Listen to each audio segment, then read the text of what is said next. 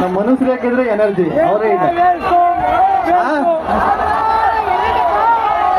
ಎಲ್ಲ ಬರ್ತಾರೆ ಅವರು ಬರ್ತಾವ್ರೆ. ಚೆನ್ನಾಗಿದ್ದೀರಾ? ನನಗೆ ಸಖತ್ ಖುಷಿ ಆಗೋದು ನಮ್ ರಾಮನಗರಕ್ಕೆ ಬಂದ್ರೆ ಸಖತ್ ಖುಷಿ ನನಗೆ.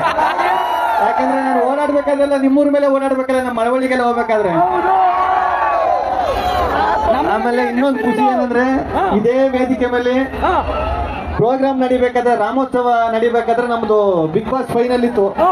ಅವಾಗ್ಲೂ ರಾಮನಗರದ ಜನ ಇನ್ನೂ ಅನೌನ್ಸ್ ಆಗಿರ್ಲಿಲ್ಲ, ಅಷ್ಟೊಂದು ಪ್ರೋತ್ಸಾಹ, ಗಿಲ್ಲಿ ಗೆಲ್ತಾರೆ ಅಂತ ಅಷ್ಟೊಂದು ಪ್ರೋತ್ಸಾಹ ಮಾಡಿದ್ರಿ. ಅದು ಸಖತ್ ಖುಷಿ ಆಯ್ತು ನಂಗೆ. ತುಂಬಾ ಜನ ರಾಮನಗರದಲ್ಲಿ ಸಪೋರ್ಟ್ ಮಾಡಿದ್ರಿ. ನಿಮ್ಗೆ ಯಾವಾಗ್ಲೂ ಚಿರಋಣಿ ಆಗಿರ್ತೀರಿ. ಇನ್ನೇ ಸಮಾಚಾರ ಏನು ಇಲ್ವಾ?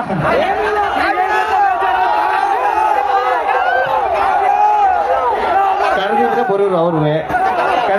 ಕರೀಕಿಲ್ವ ಸರ್?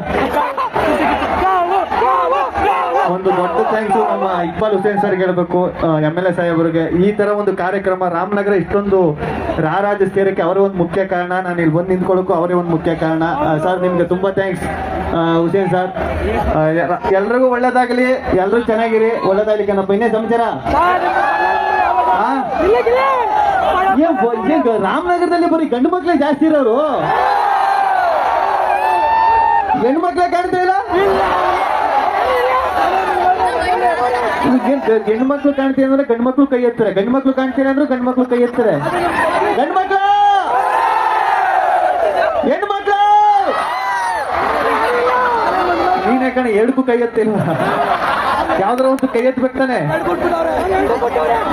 ಡೈಲಾಗ ಯಾವ್ದು? ಗಂಡು ಮಕ್ಳಿಗ?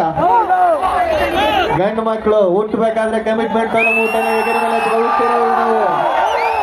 ಮೀಸ ಬರೋಕ್ಕಿಂತ ಮುಂಚೆ ಅಕ್ಕ ತಂಗಿ ಜೀವನಕ್ಕೆ ಮೆಟ್ಲಾಗುವಂತಾರೆ, ಗ್ಯಾಪಲ್ಲಿ ಲೈಫಲ್ಲಿ ಸೆಟ್ಲ್ ಆಗುವಂತಾರೆ, ಪ್ರೀತಿ ಮಾಡುವ ವಯಸ್ಸಲ್ಲಿ ಆಸ್ತಿ ಮಾಡುವಂತಾರೆ, ಆಸ್ತಿ ಮಾಡ್ಕೊಂಡು ಮದುವೆ ಆಗೋಣ ಏಜ್ ಜಾಸ್ತಿ ಆಯ್ತು ಅಂತಾರೆ, ಲವ್ ಮ್ಯಾರೇಜ್ ಆಗೋಣ ಬ್ಯೂಟಿ ನೋಡ್ತಾರೆ, ಅರೇಂಜ್ ಮ್ಯಾರೇಜ್ ಆಗುವಂತಾರೆ ಗೌರ್ಮೆಂಟ್ ಡ್ಯೂಟಿ ನೋಡ್ತಾರೆ, ಏನು ಬೇಡ ಸಾಯೋವರೆಗೂ ಸಿಂಗಲ್ ಆಗಿ ಇರುವಂದ್ರೆ ಅಗಡ ಮಗಬಹುದು ಅಂಕಲ್ ಅಂತ ಕರೀತಾರೆ. ಗಂಡು ಮಕ್ಕಳು ಅಂತಾರೆ ಕುಕ್ಕರ್ ಇದ್ದಂಗೆ, ಕೆಳಗಡೆ ಫೈರ್ ಮೇಲ್ಗಡೆ ಪ್ರೆಷರ್ ಇದ್ರನ್ನ ವಿಜಲ್ ನೋಡ್ಕೊಂಡು ನಗ್ನಗ್ತ ಬಂದು ಸೇರ್ತೇವೆ.